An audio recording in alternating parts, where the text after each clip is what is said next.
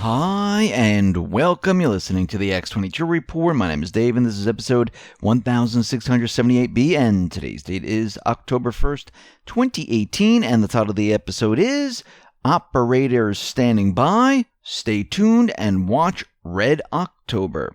Let's get into the economic collapse, political, and geopolitical news.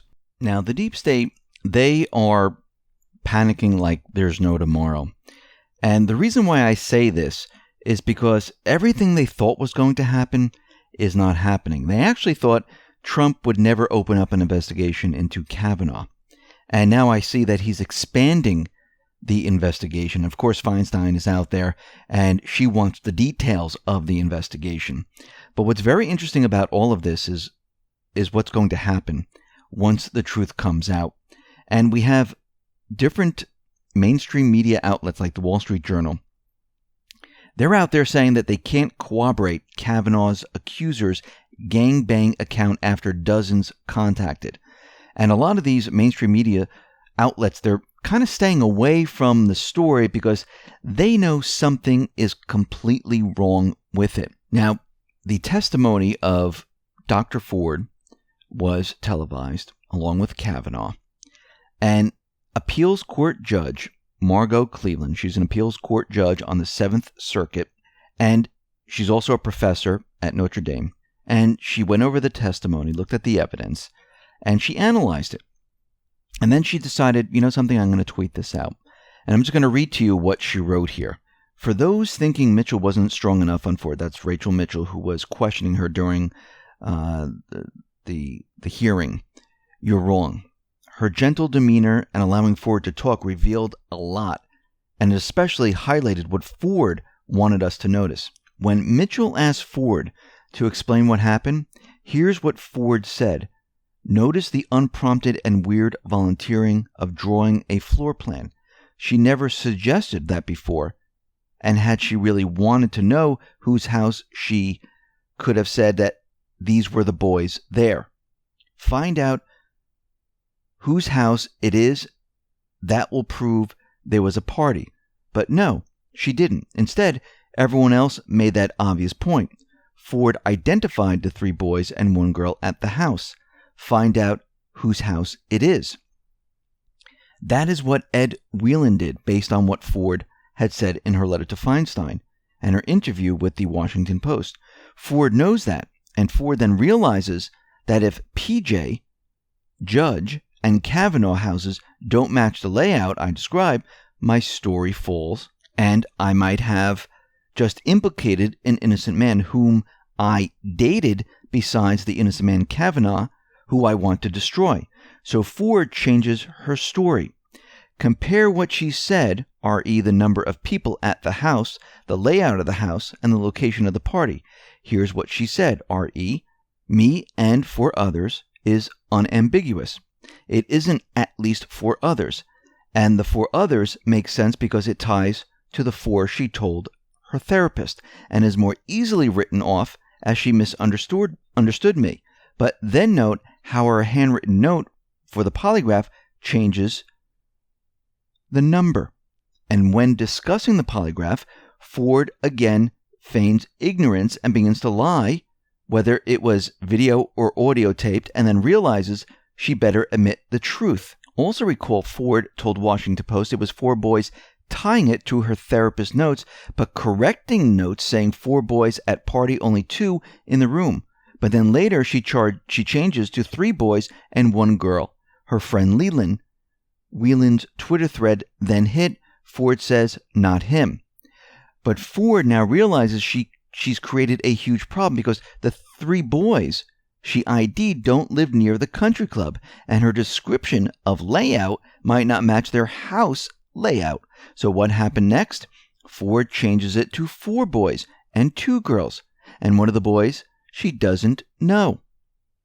Let that sink in for a minute. She said, remember specifically 4 boys being there, but to Feinstein, she said, me and 4 others.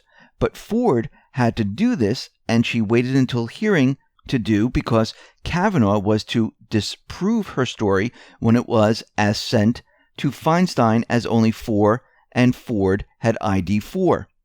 But that also caused problems because Ford had said near the country club to both Feinstein and Washington Post, and none of those boys lived near the country club.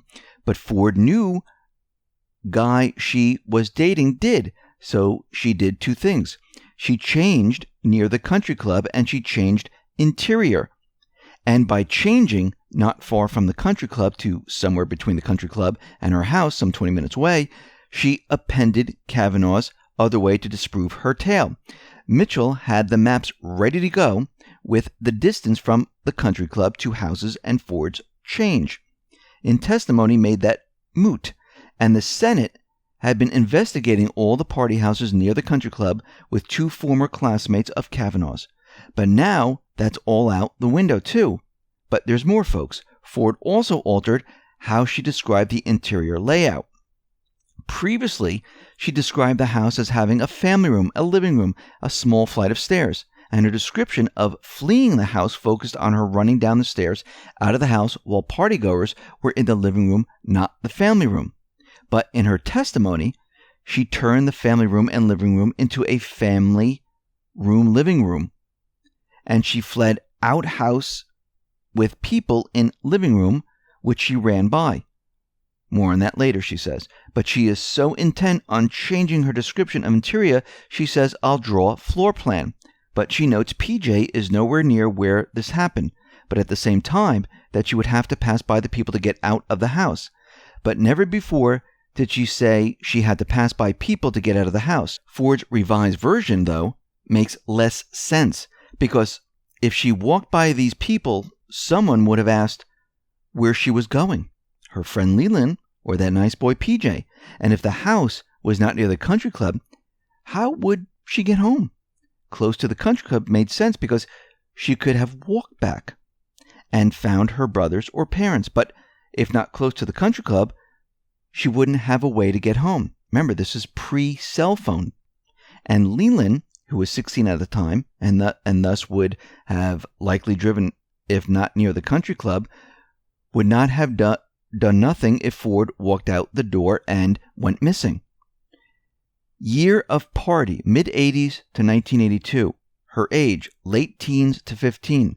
Number of people at party, location of party, and layout of the interior of the party. And each change came when the story didn't make sense or is able to be disproven. So basically, all these inconsistencies don't make sense, and she kept changing her story to make it fit whatever story that she had out there before and what other questions were being asked to her. So the whole thing is completely falling apart. And we're starting to find out that on the polygraph test and everything else, she never mentioned Kavanaugh, never discussed his name at all.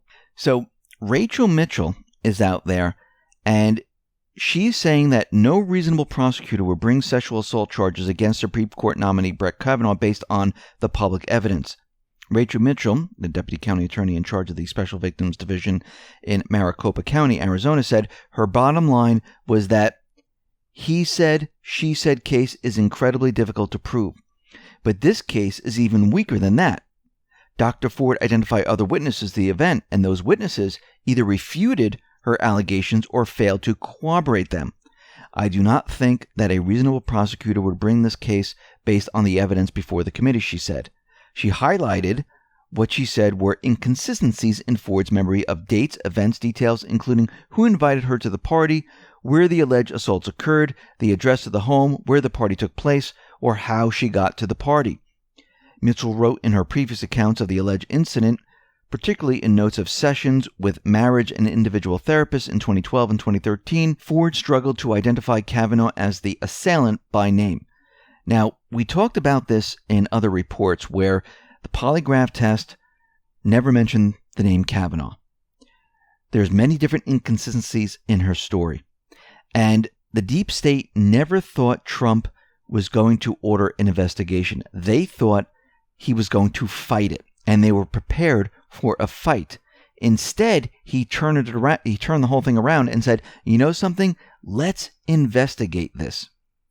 And now they're in trouble because the investigation is going to hit many different areas, and it's going to lead to many different things, and it's going to include the deep state, and they're very nervous. Now, Trump tweeted out, wow, just starting to hear the Democrats, who are only thinking obstruct and delay, are starting to put out the word that the time and scope of the FBI looking into Judge Kavanaugh and witnesses is not enough. Hello, for them, it will never be enough. Stay tuned and watch. So they are very nervous, and they're going to keep fighting back against this investigation, saying it's not long enough, they're not questioning enough witnesses, where we need to see the scope of the investigation, because they know what's going to happen once the investigation comes back. Everything's going to be proven that it didn't happen. And when I say it didn't happen, I mean it didn't happen with Kavanaugh. I do believe that something did happen to her at a different time with a different person, and I believe that she's using this to try to intertwine this with Kavanaugh, and I believe the deep state, what they're trying to do is use her story, introduce Kavanaugh into the story, and make it seem like this happened with Kavanaugh. But I think these are completely two separate things, and Kavanaugh was never involved in this whatsoever, and she did have something happen to her. Now, we talked about Grassley, where he's looking into different individuals that might have taken the Senate Judiciary Committee off track to investigate something that was completely fake, phony, and false. And yesterday we talked about how he sent a letter to Sessions and Wray about this individual, and we're learning that this individual, his name is Jeffrey Catalan, and basically he was tweeting out there that he was involved and he knew exactly what was going on, and then all of a sudden started to backtrack on all this and said, oh yeah, I just made it up, it's all fabricated and I didn't mean it, and everything like that. And Grassley is out there saying, listen, this is ridiculous. You're taking all of our time and you're lying about what happened here. And again, we're going to find out from this investigation that none of this happened with Kavanaugh whatsoever. We see Cotton, this is Senator Tom Cotton, he is ready to investigate Dianne Feinstein. And Feinstein's office will be investigated to determine whether it leaked a confidential letter from one of Brett Kavanaugh's accusers, which is Dr. Ford. And of course, Feinstein was up there saying, no, we didn't leak it. And she was very nervous. Actually, Trump did mention this while he was at a rally, saying that Feinstein was very nervous and, was bumbling and couldn't answer the questions. And now it looks like she is being investigated because guess what? Most likely she leaked it. Now, I want to go back to post 2218, where Q dropped the following. Sexual misconduct is the public shelter to accept resignation. Watch those announcing 2020 presidential run. You cannot attack a political opponent.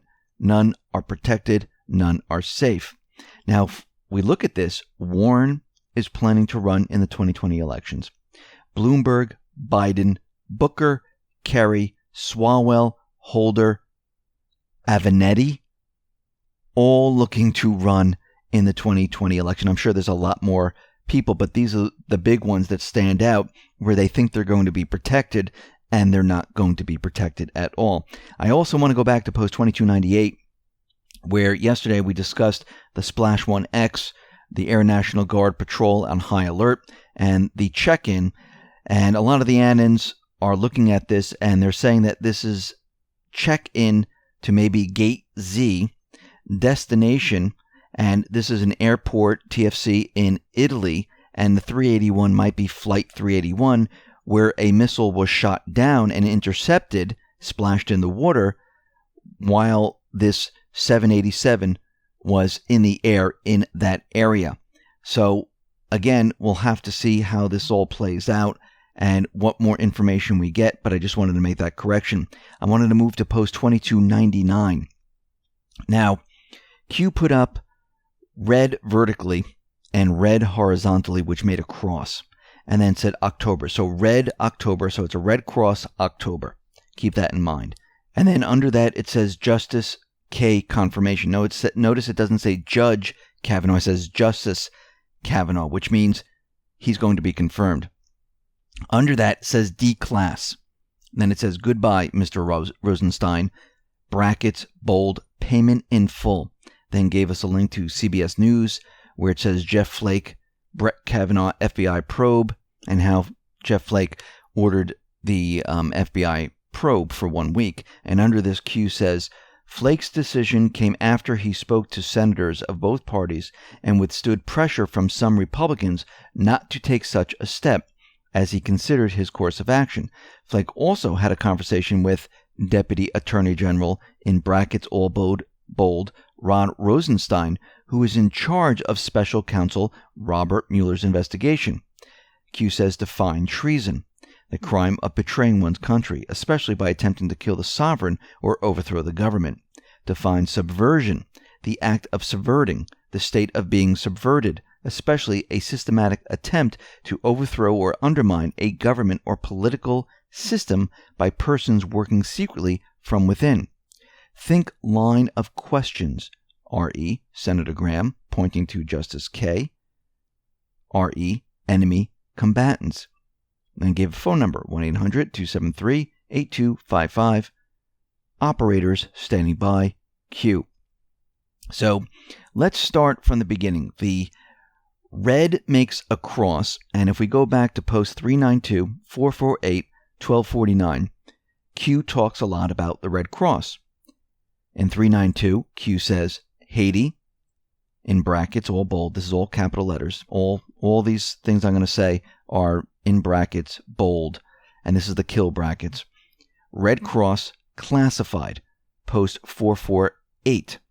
Red Cross is corrupt and used as a piggy bank. Post 1249. Red Cross Iran, Red Cross Pakistan, Red Cross North Korea, Red Cross ...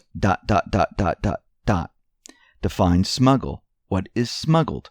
What funds are used to pay for the goods? These people are sick.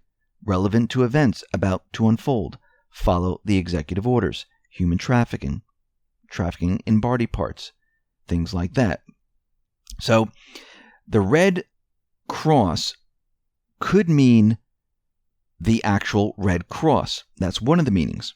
Or the other meaning is that it's a red line and it was crossed by Rod Rosenstein. But we'll get into that one in just a minute.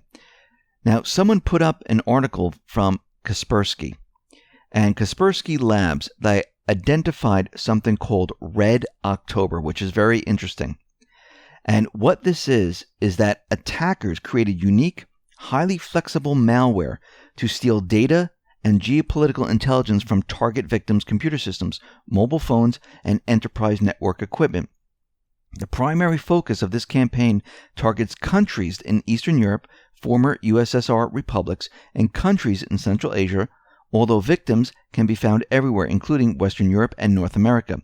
The main objective of the attackers was to gather sensitive documents from the comprised organizations, which included geopolitical intelligence, credentials to access classified computer systems, and data from personal mobile devices and network equipment. Red October's advanced cyber espionage network, the attackers have been active since 2007 and have been focused on diplomatic and governmental agencies of various countries across the world, in addition to research institutions, energy, nuclear groups, and trade and aerospace targets. The Red October attackers designed their own malware, identified as ROKRA, that has its own unique modular architecture comprised of malicious extensions, info-stealing modules, and backdoor Trojans. Remember Vault 7. To me, this sounds like this was the deep state using this malware to get into all the government's data and find out as many secrets as possible. So right there, we have the entire intelligence apparatus, their malware system called Red October. We also have the Red Cross. So if we go back to the post, Q is telling us how it is going to play out. It will go down in this order. Justice K confirmation. So Kavanaugh will be confirmed. Then the D class is going to come out. Then Q says, goodbye, Mr. Rosenstein, brackets payment in full. So payment in full is in the kill box. This might mean that Rod Rosenstein will be receiving payment in full for his latest act against Trump. Rod Rosenstein had a conversation with Flake. Flake emerged from the conversation calling for an FBI investigation. This was the last nail in the coffin. Payment in full. Goodbye, Mr. Rosenstein. He's in the kill box. Then Q gave the number, 1-800-273-8255, operator standing by. This might be a personal message to Rod Rosenstein and the rest of the deep state. What is this phone number? This is the suicide prevention hotline. So is Q telling us that these individuals, when Red October hits, that many of these people might commit suicide? And then we have Maxine Waters. She tweeted, Rosenstein, don't quit, don't retire, don't resign. If Trump wants you out, make him fire you. Why? Because they want Trump to cross the red line. And if he does, he will face the wrath of the American people, Democrats and Republicans. Yeah, all the deep state players. Remember, the Democrats are just not the deep state players. They're also in the Republican Party. There are bad apples in both parties. She's already giving the warning right now and telling you what's going to happen. And they want Trump to fire Rod Rosenstein. Guess what? He's going to have to recuse himself and resign, because when this information comes out, he's going to be put up on charges here. Post 2300. Q says, Red October, all caps, stay tuned and watch. Now, this is very interesting that he says Q says stay tuned and watch, because a tweet that Trump put out there, he also said, stay tuned and watch.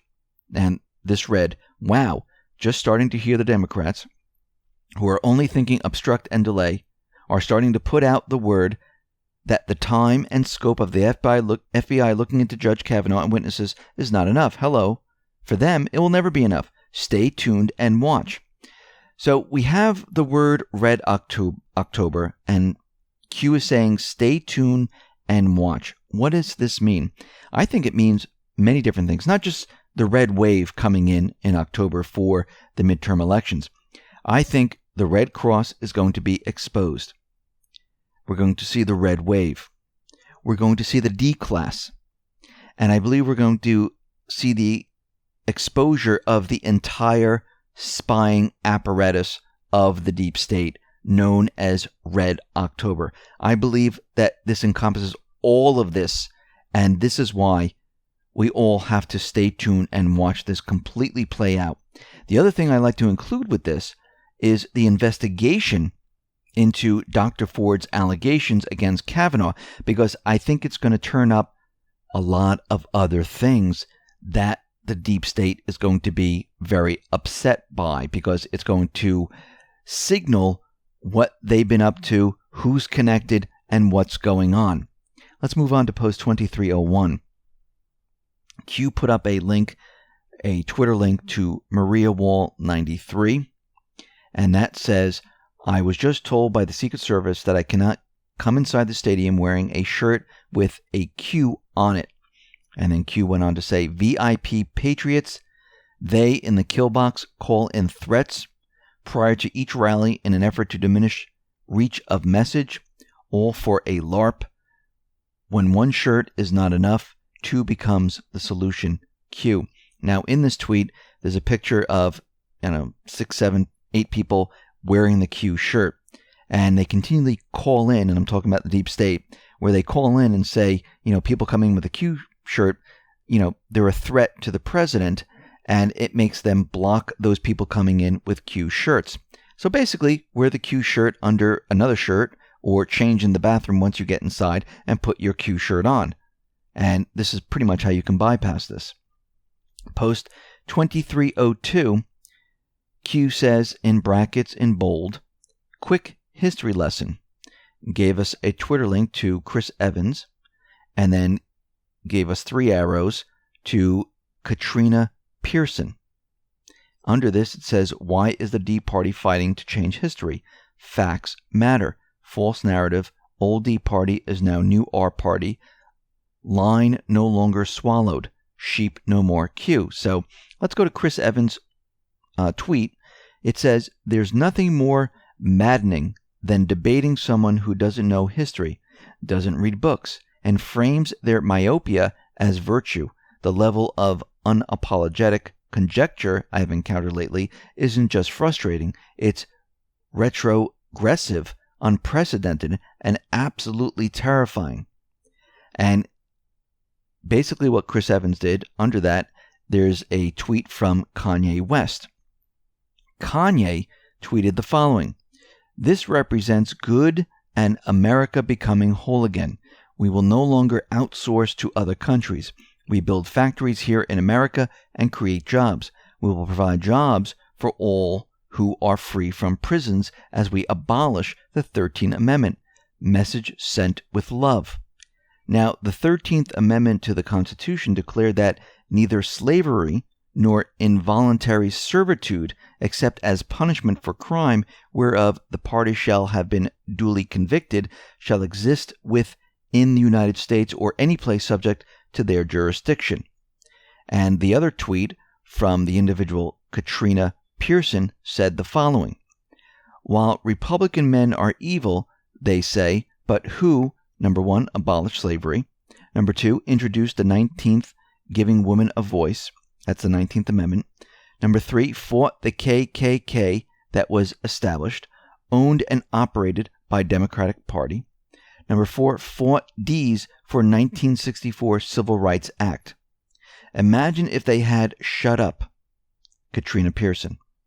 So from these posts, what are we getting out of this? That something big is going to happen this October. And of course, there's an October surprise. Everything that is happening is going to hit at once. And we're going to see fireworks like we've never seen before. And we can see, yes, there's been bumps in the road. There's always bumps in the plan. Because remember, the deep state is always fighting back. They're not just going to say, "Here you go, no problem." They're always going to try to block what is happening. But the Patriots have the upper hand. The Patriots have the truth. The Patriots know it all. They have it all. They know what's going on. And these people are boxing themselves in a corner. And there's going to be no way out. And guess what? Trump, the Patriots, they're all letting them do it. They want them to do it. This is why you see this happening. This is why Trump said, "Let's have the investigation." He wants them to box themselves into a corner.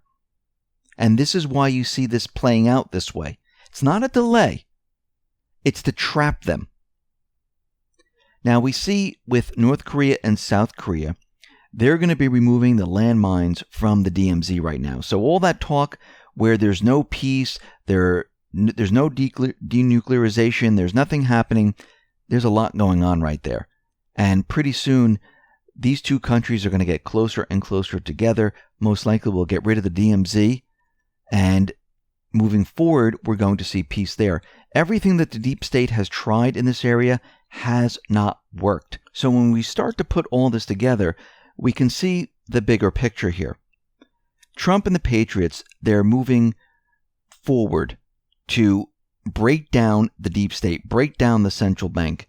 And you can see that it is affecting them because we have the central bank, the IMF already out there. The BIS is also out there. And they're saying, listen, resist. We can't allow this to happen. And the economy's falling apart because of trade wars. So they're nervous and afraid. Trump and Powell, I believe, are on the same side here. I believe they're raising the interest rates to bring down the central bank system. And this is why the central bankers are out there and their yells are getting louder and louder. We have the FBI investigation going on with the allegations against Kavanaugh, and the deep state never thought this was going to happen, and it looks like the tables have been turned, and this investigation might turn up a lot more than they want out there. Now, of course, they just trapped themselves. We also see that Red October is coming, and we're in October right now. This is October 1st, and this is going to see Red Cross most likely be exposed. We're going to see a red wave. We're going to see maybe the deep state apparatus of all the spying and everything that has been going on in the background come out to the forefront where everyone can see it and understand it. So there's a lot going to happen here. And Q did put up the suicide prevention hotline, because when this stuff comes out, the D-class and all this stuff, which is most likely also going to come out this October, we're going to see a lot of these people really panic. And if you notice, with Maxine Waters and the rest, their yells, their screams, they're getting louder and louder as time goes on. So watch this October. Stay tuned and watch. This is what Q is telling us. Listen, everyone. Thanks a lot for listening. Be well, be safe, and especially be prepared. Thanks a lot.